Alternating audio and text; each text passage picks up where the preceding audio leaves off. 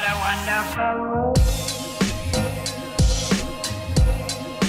Hi, guys, and welcome back to Real. It is season 2. I don't know if I ever had an official season 1, season 2, but I'm telling you right now, this is season 2. I'm in a new location. As you can see, I'm in my bedroom at my vanity.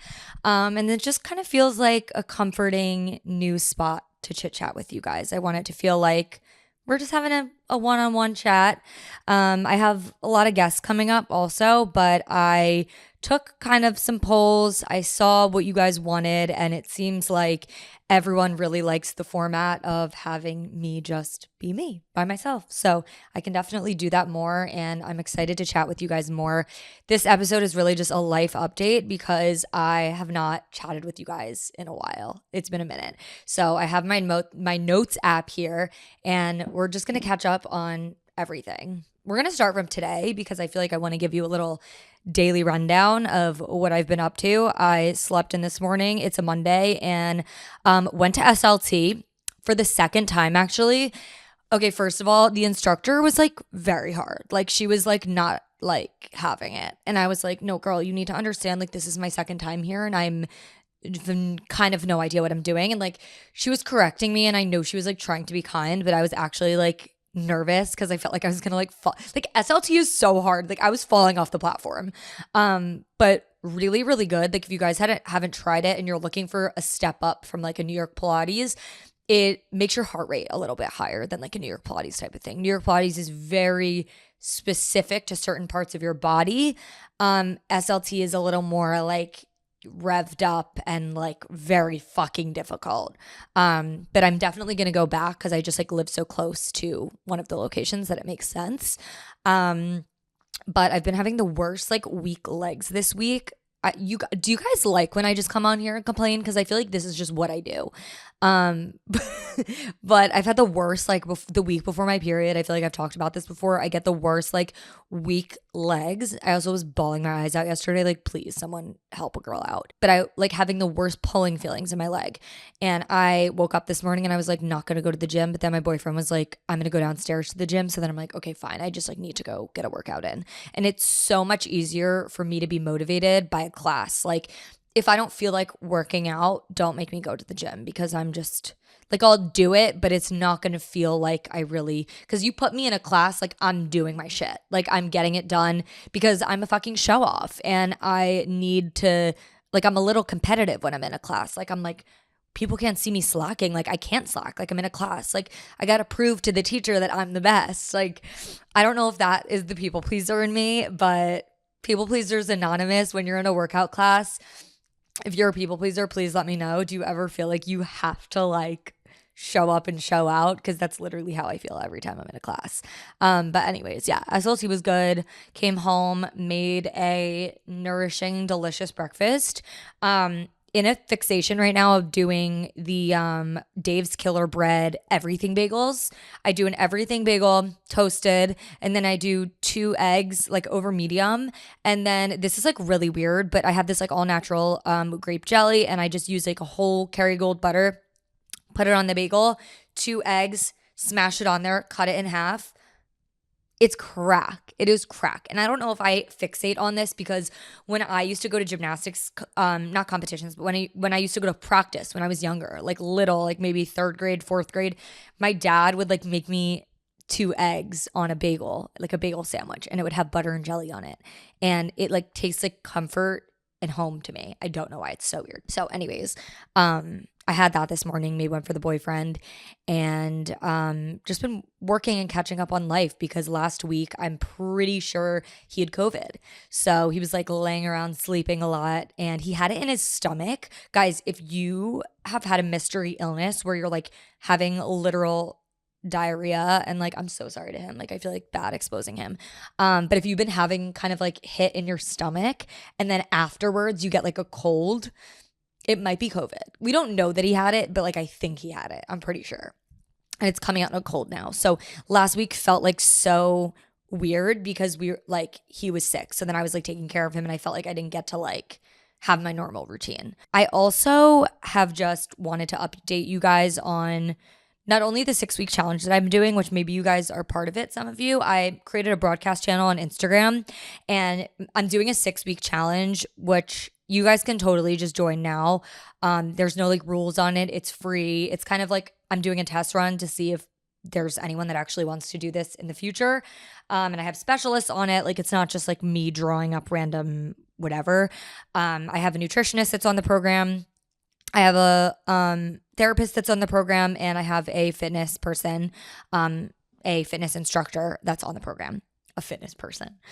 So I have a bunch of different people that have like contributed in their own ways, and each week there's like a different group activity or program, but the entire program as a whole is to help people kind of build better habits into their life without feeling like they're flipping their life upside down. Because I know I've had a lot of eras. I've gone on a lot of diets. I've done a lot of like fitness routine kind of things where I'm like running every single day, but then it like stopped. And it's definitely okay to do that. Like it's definitely great to like have different phases and have different obsessions and just get into things for a while and then switch to something else. That's totally fine and totally normal. I just think that it's really hard to teach people how to have habits just by jumping into them full force. And that's something I've just learned over time. And so something really important that I think my goal in life is to just try to help people become the best versions of themselves. Not even the best, just better and better every day, try to improve.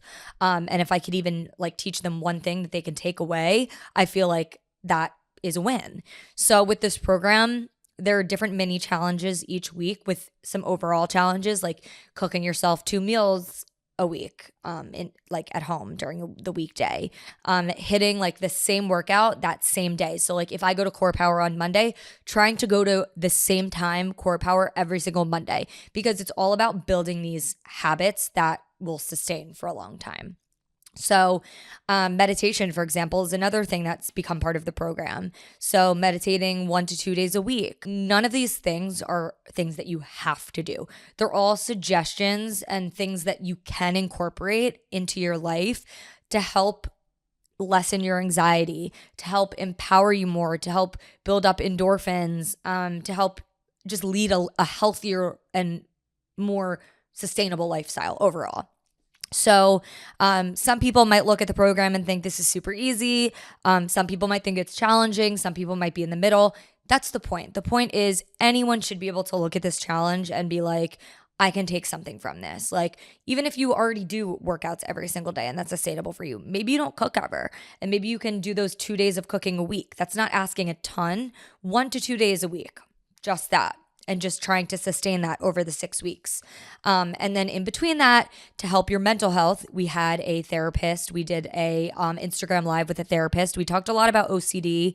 We talked a lot about habits and just how to find success in the program and treat the program, just how to take the program and actually apply it to your life. We also have Sid Miller doing a workout this week. If you guys know her, she has coined like a Pilates / cardio / dance workout program, and it's called Housework. She's also a friend of mine and incredible, and I love her. And her workout slays. Like you sweat, you dance to music, there's so much camaraderie because there's just other empowered people in the group with you. And so we're doing that on Zoom on Wednesday. By the time this comes out, it will already have happened. But I'm really excited for that. And next week we have a nutritionist doing a program. So there's just like a lot of fun things happening throughout and great opportunities to really connect with other people too that might live in your city or I don't know, that you might have things in common with, like you all want to just try to improve yourself and live your best life. So it's an exciting and fun thing that I've been working on and kind of the reason that I took a break in between seasons of the podcast, and I'll continue to do that. I haven't figured out an exact structure, and I'm talking about maybe the podcast being signed to someone. So we're kind of talking through structures and what we would do and how we would do it. So just keep that in mind of, why things were off, but I'm excited to be back. With the 6-week program, when it ends, I really am interested in creating something new. And this is going to be my test of like what else I can do with it. But right now it's just something fun that I hope people are getting some type of value out of. And if not, I don't know. No, I really hope people are getting value out of it though. And I know I am. Like, it's even a challenge for me. So it's really fun. Let's talk about my eating habits. So weird to dive into, but ever since this program started, I mean, even before the program, but really during the program, I've been ramping up my cooking at home situation. And God, does it make such a difference? I mean, for years of living in the city, and I think it has a lot to do with being in small apartments, I had been eating takeout just so much. And cooking at home, like no matter what you cook, just makes like the world of a difference. And I know it sounds so simple, but it really does like make the world of a difference. And even if I was like, I don't know, even if I was getting it from a healthy place, it still didn't have this same impact as me cooking at home. So like, especially since dating my boyfriend, I think like I did a lot more takeout even when I met him. And then he like really likes to cook at home. He really likes to have a home cooked meal. And he was always like, I'm down to cook. But I'm like, no, it's my kitchen. Like, I'm going to cook. So I think because of that too, I've been cooking a lot more. But even before that, I just think like living in the apartment that I live in now, where I have a kitchen with a kitchen island and more space, I feel like I've been really able to make just easy, yummy, good meals. And so I've had this series on my TikTok called Easy Weeknight Dinners. It's been so amazing to just each week come up with different things to make or do different twists on things I've already been making. And if you need any like inspo or dinner inspo, go on my TikTok. I've saved a lot of them under playlists under like cooking or whatever, but I need to update it. So I'm going to do that after this. But it's just been something that's really changed my lifestyle. And I don't pay attention to weight. I don't like really ever weigh myself or anything like that. I kind of just go by how my pants fit me. And all I will say is even post like disordered eating and stuff, I still care about my well-being. Obviously, I still want to maintain my health and really find that balance.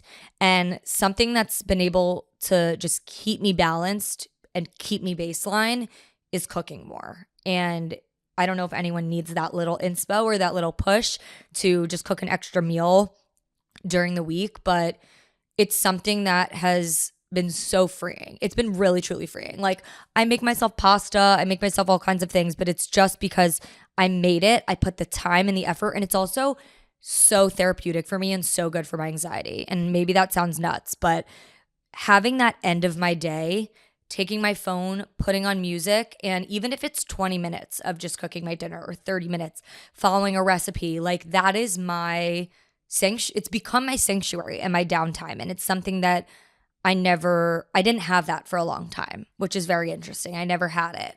And I felt like I've been really able to reconnect with myself through that. And another thing I've been able to reconnect with myself by, and also keep in mind, I'm 27. When I moved into the city, I was 22, and I didn't figure this out until probably a year ago. And that was when I figured out like the workout portion, which was like me actually being able to sustain going to 4 to 5 workouts a week. And still, I don't keep that up all the time. But I just really like, the reason I wanted to talk about this and emphasize this obviously is one, because it's like helpful for my health, but also because I don't want you guys to be hard on yourself if you're in your mid-20s and you have not figured out your routine yet. Because especially living in a city, it takes longer than you think. Like, it really does. I don't know if anyone else felt this way. I just had such a hard time really getting into a routine, especially when I like would move once a year or move every 2 years. And then by the time you get into a routine in your neighborhood and you find the things that you like, the grocery stores you like, you're up and moving again. And just traveling a lot too. Like, I just feel like a lot of the things we do in our mid-20s, going on dates, having work things that you have to do, there's a lot that kept me from feeling like a good routine. And I'll say that finding like workout classes that were sustainable and that I loved have been so helpful.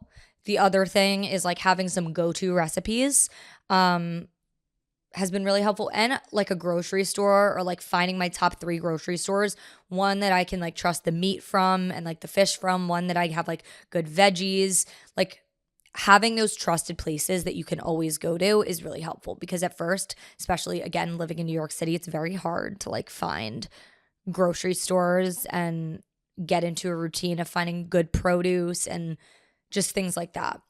So keep in mind, like, I'm 27 and I'm still figuring it out. My eating habits, and you know what? It's the holiday time too, which is even harder. So if you haven't been cooking as much, if you haven't been on your workout grind, like, I'm with you, honestly. I think I cooked maybe like once last week, and my workout schedule has been whack, and I'm like trying to get back into it. It's really not about like how many, you don't need to have a ton of different workout options and a ton of different grocery store options. You just need to, honestly, it makes it harder if you have a ton. Have like 2 to 3, 3 max that you really trust. Like, I love Core Power. I love New York Pilates, occasionally a Soul Cycle, and maybe Equinox, and like my downstairs gym. That's like it. And then SLT as of like this morning, which we'll see if like I continue to want to go and love to go. And then for my grocery stores, I have like my same 2 places. For my recipes, I have my like same maybe 4 to 5 kind of base of a recipe, and then I add in more. Just don't give yourself choice fatigue. It doesn't need to be complicated. Just narrow it down to the things you truly love and trust. And if you get off routine, you just hop right back in where you started, and you start to miss it. You start to be like, oh, I'm craving that sweat that I got from Core Power, or I'm craving the burn that I feel from Pilates. Whatever it is that you do, like, your body really craves it and misses it. And when you feel those endorphins, it's addicting. Like, you want to go back. When you create a meal that you really are obsessed with and love, you're like, I feel so proud of myself for creating something that I really like. I want to do it again. So I will say, if you are having trouble getting motivated, just do it one time, because that one time might give you enough endorphins and enough dopamine to be like, oh, I want to do this again. Like, sometimes you need to actually do it once to get motivated to do it again. So just something to keep in mind when you're going through holiday season and trying to keep your routine afloat, because I know it's hard. And just hop right back on the horse. Don't feel like you need to, I mean, whatever. If you didn't work out on the Friday, take a couple of days off. Say Monday, I'm gonna rock out with my socks out. That's not a thing. Don't ever say that, please. Yeah, just like take the weekend break. I'm going through something.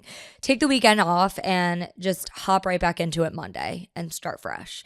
But don't be too hard on yourself, and don't overthink it too much, because it's not that deep. It's just life.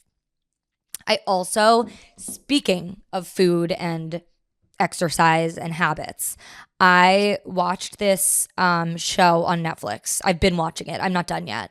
It's called 100 Years. Wait, hold on. I need to look on my Instagram, but it's all about these people that live to 100 years old in different parts of the world and what they do. And wait, it's called Live to 100 on Netflix. And it's basically like what people's lifestyles are like in these blue zones. The blue zones, what they call them, is basically they're places in the world in which there's the most people living to 100 max, or 100 plus years old.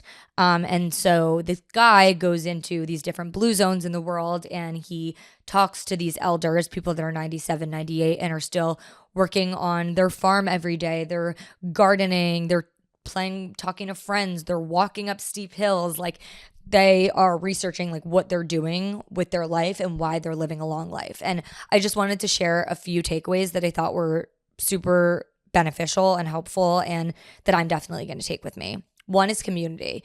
Community is huge. So you always want to make sure that outside of work, you are surrounding yourself with some type of community. It could be a hobby. It could be a volunteer group. Like, maybe you work at a soup kitchen once a week or once a month, and you come together with those people, and you talk with those people. You confide in those people. Having those relationships is so important, especially as you get older. Maybe your workout class, you see those same people in your workout class every week, or maybe you go with some friends to a certain workout. Maybe you play pickleball, you pick up a fun hobby. It is just, I cannot express in this show how important it is for, as you get older, people to have community. And also, it's so important to, on our side, if you are lucky enough to have grandparents, to talk to them and see them and make an effort, because they are going to give you just as much wisdom as you're going to give them with happiness. So they take so much from you. It helps them live longer just by you talking to them and seeing how they're doing and visiting them. Like that is going to help them live a longer and healthier life, literally. And for you, like take all the wisdom, and I'm a hypocrite. Like I need to do this more. Take all of the wisdom that you can from your grandparents because they have so much to offer. They've lived a long time and they've seen the world and they've seen how the world works and they just have so much to offer. It's one of the big takeaways that I took. One of the other things that was a huge takeaway is movement. These people in all these different parts of the world, as I said, like they live in like villages. One of them was in Sardinia, Italy. They are walking to their grocery store or to their local restaurant or whatever on a literal incline. Like some of these places are legit on mountains, like vertical. And these older people that are 97, 96, 88, whatever years old, they are all walking daily. This has been their part of their routine their entire life, up and down. And it reminded me just how important moving your body is on a daily basis. Being at a desk is so hard. There's so much that is out of our control. Like I am not in corporate America, but I can't imagine how little movement you might be getting during your workday. And just if you can get up and go for a walk with a coworker at lunch, even to like pick something up if you have time. And I totally understand that a lot of people might be super busy. It is just so important. If you work from home, maybe getting a standing desk or a walking desk. Even like I'm always on calls and I will literally pace around my apartment and just to get some extra steps. It doesn't need to be anything crazy. It really reinforced to me the importance of moving your body. And a lot of these older people, they're standing up and sitting down like 100 times throughout the day. So you think about like old people, they fall a lot. And they talked about this in the show, how much stronger their core is because they're constantly up and down, up and down. I think of my grandparents and I think of how often they're sitting. The reason that so many of these people live such a long life is because they're sitting and standing and sitting and standing and working in the garden and doing so many other things, like even just walking down the street to see a friend. And it's also a lifestyle thing. Like a lot of these villages, like people live so close to their family, they can literally walk to their family homes. And I'm jealous of that lifestyle. I think it's really, really cool. But obviously we can't all adapt to that, but we can take little nuggets with us and be like, okay, well, I can't live in that village, but I can definitely use my lunch break to walk a little bit and move my body. And maybe that will help me live a longer life. I also think something that was super important that they mentioned is, and I love that they talked about this, is actually the importance of carbs. And we're not talking about like unhealthy carbs. We're talking about like they are making fresh sourdough bread in their kitchens and they're making fresh pastas and they're eating a ton of sweet potatoes throughout the day. They're eating a ton of legumes, so much fruits and vegetables, and they're eating so much, but they're able to because it's less calorie dense. So I think like obviously with my past of disordered eating, it's like I have to be really careful how I think and talk about this stuff also because it definitely can be triggering. But I also want to think of it in the way as I'm like a hungry girl and I like to be able to eat a lot. So making myself a huge giant salad for lunch with all these different greens in it and adding chickpeas and avocado and sweet potato and broccoli and tofu, like adding all these delicious and amazing things in it and being able to eat the whole thing is amazing because I like volume. And I've heard the dietitian that's actually going to be on my program next week. She talks a lot about if you like volume. And I think that's a really important thing to recognize about yourself. If you know you need volume, if you know you like volume, make sure you're getting that in your food. And it's helping you live longer because you can put so many different veggies and really get creative with the fruits and veggies that you're using in your meals and create like these amazing, delicious, different flavors that are packed with nutrients and antioxidants. They also talked a lot about purple sweet potatoes, and I think it was a place in China. I want to remember what it's called. Oshinawa or something. I can't remember, but it was a place in China that was one of the blue zones. And they talk about how purple sweet potatoes are the thing that they eat the most there and how much antioxidants are in them. They also talked about how healthy they're eating so much tofu there, but they're making it from scratch and how healthy it is. And a lot of these diets are really, really heavy in fruits, veg, and legumes. And less heavy in like the animal proteins, but still like I love my chicken, I love my turkey. Like there's all those things are still great to eat, but you don't need as much of it as maybe in America they tell us. It's especially because in America there was a shortage of like in not agriculture, I guess maybe agriculture in like the food industry, there was a shortage of a lot of things. And so back then, I think this was maybe in the 80s or something, they started to produce way more of animal proteins and they started adding all of this stuff into our food. So it was making everything way more calorie dense, and we actually didn't need all of that. So, and again, I'm trying to be careful with how I word this because I don't want to trigger anyone. So trigger warning if you get sensitive by these things. Point being, a lot of the food that we're eating is even higher in protein than we really need. And instead we could be eating a lot more like plant-based options that are going to fill us up and we could eat more of it even. So those are just some things I learned. It doesn't mean you need to apply this to your life right away. It's just, I encourage you to actually go watch it on Netflix because I probably do not do justice to explaining it at all.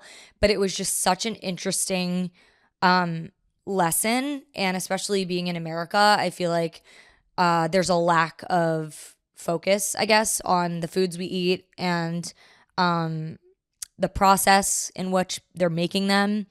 And it just makes me, as kind of a loose resolution, want to be more careful about the whole foods that I'm eating and even maybe just adding in even more vegetables into my day because I definitely after that do not think I eat enough vegetables and fruits. But yeah, it's just something I've learned, especially I've been seeing so much on this carnivore diet and I'm like, this just can't be, this doesn't make sense. I think honestly, the Mediterranean diet is the healthiest diet in the world. And I'm not saying Mediterranean diet as in like diet, like unhealthy diet. I'm saying as in a lifestyle of consuming a lot more fruits and veggies and legumes and just like healthier breads and pastas, things that are whole, things that are homemade, and doing a lot less of the other stuff. So it's just something I'm taking and learning and something I wanted to bring to you guys.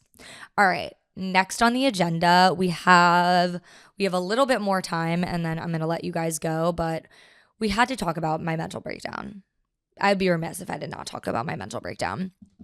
I had a bit of a relationship mental breakdown. I don't know why. And I've been talking to my therapist about it. And I think, first of all, my relationship moved very fast. We fell in love very quickly. And I think I really obsessed for a long time over who's the one. And when I finally found someone that I fell in love with and that I could see myself spending my life with, I got really bad, obsessive thoughts about, is he the one? And like, almost like catastrophizing like thoughts. And I don't know, I'm like still kind of struggling with it where I'm seeing people get engaged and I'm seeing people having babies and it's just in front of me all the time. And it makes me spiral a little bit and it like makes me anxious. And then I also felt like since I met my boyfriend, I was taking less time to spend with friends because naturally like that just happens when you're in a serious relationship. And I've been holding a lot of guilt about it, about not seeing my friends as much or projecting like, do they resent me? Do they hate me? Do people hate me now because I'm in a relationship? Just like kind of a lot of obsessive thoughts. And it hasn't been like normal. It's been like, I think about it 24 hours a day. And it definitely affects my anxiety levels and like my relationship and just everything. And I've had no reason to think negatively about anything. No one has given me any reason, nothing. There's been no occurrence that has given me any reason. And that's what I went over with my therapist. It's just kind of been like, I have like this horrible fear of going through a breakup. And I also, because I'm online, I think my fear grows even more of like, I'm sharing this person and I'm sharing my life and you guys watch it all. And I've seen so many times people's relationships come crumbling down in front of everyone. And the reason I didn't share it and share him in the first place was because I was afraid of that. But it's like I also want to be able to share my life with you guys and like be genuine and be authentic. And like I talk about all my other friends and my family. So why would I not talk about my boyfriend? And I'm proud. Like I like to talk about it. But it's just, I feel like a little bit scary. And then there came this whole thing about him moving in. And it became even more scary. I've never lived with anyone before. It'll be almost 6 months of us dating when he moves in to my apartment, which he is. Surprise, Sade. We've talked about it for a while. Like, we've talked about it. We both are not impulsive people. And so it's scary for both of us because we're not impulsive, but we just felt like this is the right thing to do and this is the right move for us to make. And I think that in and of itself, and my best friends also expressed that they didn't want me to do anything rash because like they know how things go and you can feel one way one moment and then things change, you know? And so they have a right to express that. At the same time, I'm 27, he's 31. I feel like it's kind of like when you know. But then ever since hearing my best friends be like, are you sure about this? Like, they're just like looking out for me, obviously, and just worrying about the public. I've been having a lot of really bad obsessive thoughts about it. And it's like, again, nothing that he's done, nothing in my relationship. It's just this underlying fear and anxiety and nervousness about it. And I don't know if anyone's gone through this before. I don't know if anyone's going through this right now, but it just sucks because I'm only in the 5th month of my relationship or 4th or whatever. And I just want to like enjoy it because like it's the beginning. We're still in that like honeymoon phase, you know? But it's hard when I'm having like constant anxiety about, oh my God, what if he's not the one? What if it's the end?